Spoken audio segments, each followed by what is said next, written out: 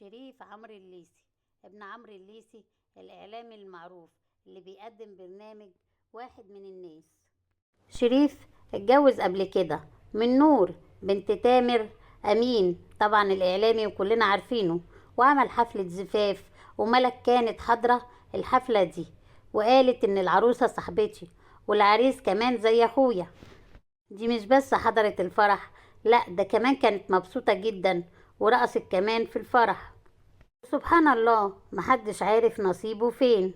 شريف ونور اتطلقوا بعد شهرين من جوازهم لأسباب طبعا غير معروفة، وبعد فترة قصيرة نتفاجئ كلنا بإعلان خطوبة ملك وشريف. شفتوا النصيب بيعمل ايه؟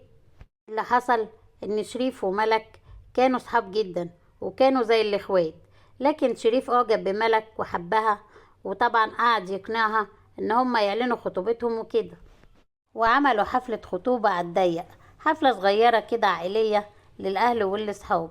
وملك ظهرت في منتهى الجمال والشياكة والرقي، لابسة فستان أبيض حشمة وفي منتهى الجمال، ورفع شعرها فوق بطريقة بسيطة وميك اب في منتهى الجمال.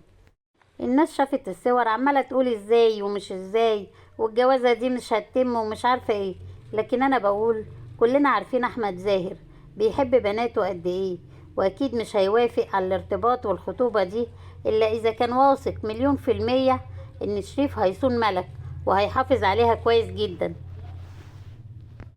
عيلة احمد زاهر وبناته كلهم محترمين جدا ويستاهلوا كل خير، وكمان شريف ابن راجل فاضل عمرو الليثي برضو يستاهل كل خير.